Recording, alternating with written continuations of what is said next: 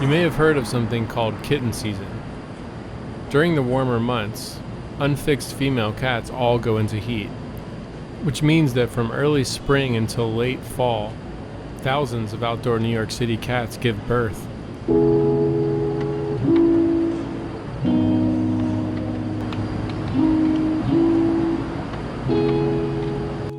Female cats can give birth when they're only 6 months old, and they can have several litters per year. Life outside is tough for kittens, and many don't survive. If you find kittens that are younger than 8 weeks old, they have a good chance of being socialized and eventually adopted.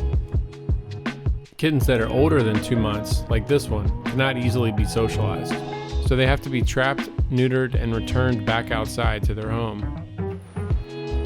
TNR volunteers also have to prioritize resources because there are lots of cats to fix. It's far more effective to fix every cat on your block than to try and socialize just one. A neighbor let us know about this new family that showed up. They look to be just around 8 weeks old. Did we catch them in time? We trapped the mom and all 4 of her kittens and brought them to the ASPCA along with several other feral cats.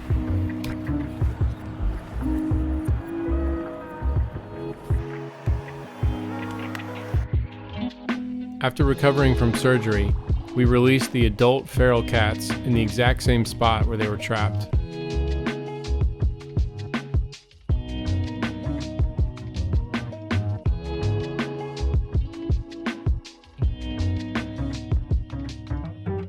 And since the mom was feral, we released her back outside with the help of our neighbor.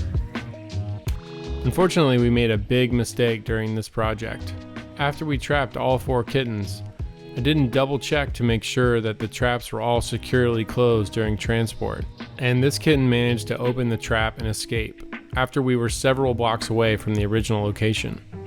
I was completely devastated and continued to search for him every day.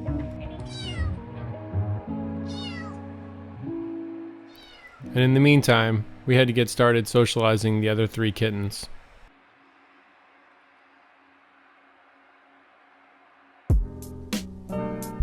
This is Nutmeg, easily the spiciest of the crew. He would accept a few pats while eating, but generally preferred to hide and stay away.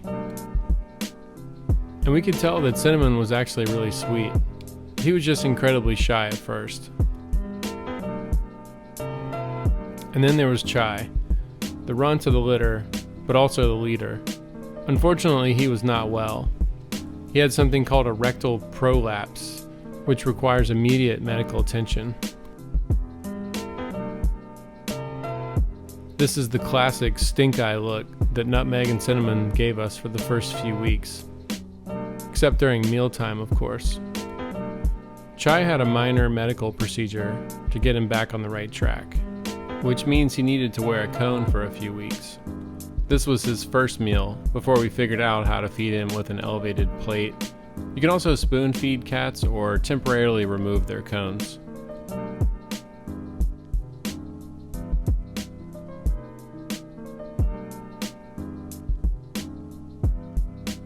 Chai and the crew also received deworming medication for intestinal parasites. You should talk with your vet about getting deworming meds for any cat that you bring in off the street. It might seem odd to foster kittens in your bathroom. This is actually a great place for them to be. It's small, easy to get used to, easy to clean, and keeps them away from your resident cats. And remember, if it wasn't for a foster home, rescued cats would be in a shelter cage somewhere. So this is actually a really big space.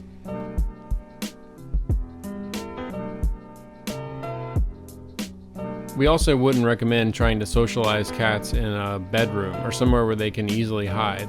Small spaces make it easier for them to get comfortable with you. It's important to put a cardboard box or some other shelter in the room where they can feel safe. And for any meals or snacks, they have to come to you. This makes it their choice, but they get a good reward.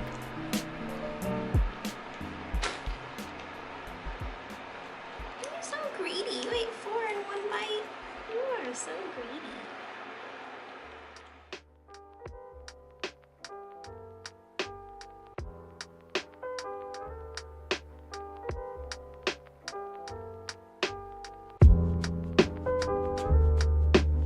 Nutmeg still had a ways to go with trusting people, so we focused the majority of our time on socializing him.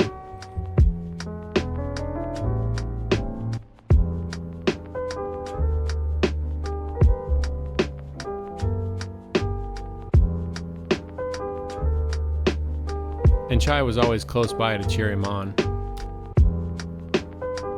Remember that grooming is also a bonding activity, and a higher-ranking cat is more likely to groom a lower-ranking cat. So this is basically Chai's way of reminding everyone that he's the boss, but a good boss.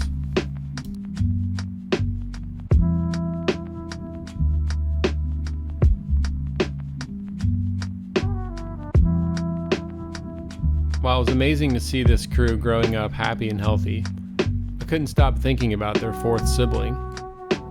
He had escaped the trap away from his territory and colony, so I wondered where he had settled in. And finally, after searching for weeks, we found him. I was so relieved that he was okay. I set up a drop trap and vowed not to leave until he was home safe with us. But as so much time had gone by, I wondered if we had missed our window for socialization.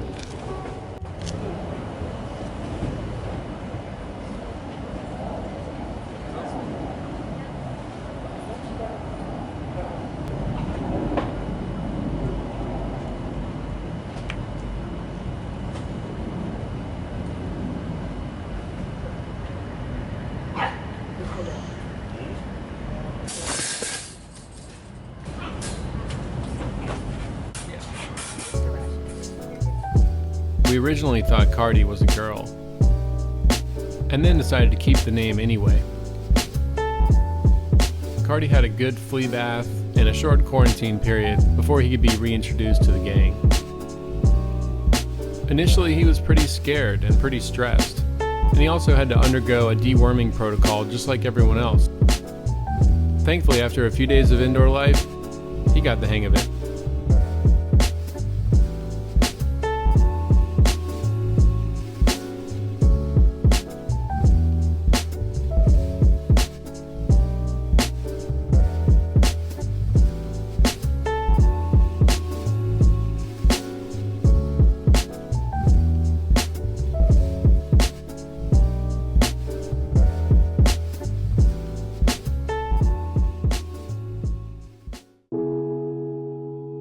And this is the part where I would tell you that it was time to say goodbye, that everyone had found loving forever homes. Except this was 2017. We had just gotten started as rescue volunteers, and no one knew who we were. We didn't have a group of supporters, a YouTube channel, Instagram followers, or any way to even let people know that these cats were available. Often you get started doing trap, neuter, return work because you want to solve the problem on your block, and you end up with some amazing foster kittens in the process. So it was time to up our game. We hit the streets, went to info fairs, talked to neighbors, posted flyers, and eventually met some amazing people who gave these guys a fantastic family.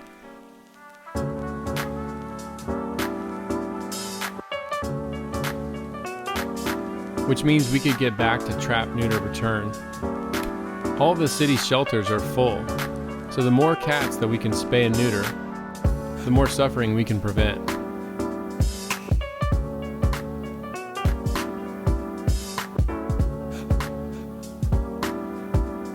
When you see a little bit missing from the cat's left ear, that's how you know they've already been spayed or neutered. Remember these guys? They're almost 8 weeks old too. And now that we have free space to foster, we're able to bring them in and give it a shot. If they'll ever go in the trap, that is.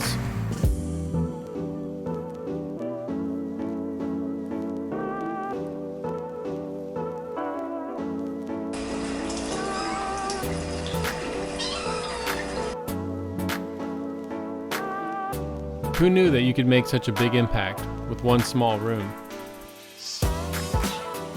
And to make sure we can end this cycle, we also spayed the mom as well.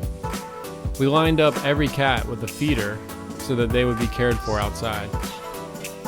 Then we headed back out to make sure any cat that doesn't have an ear tip gets spayed or neutered, so that next year's kitten season will be a little easier to manage.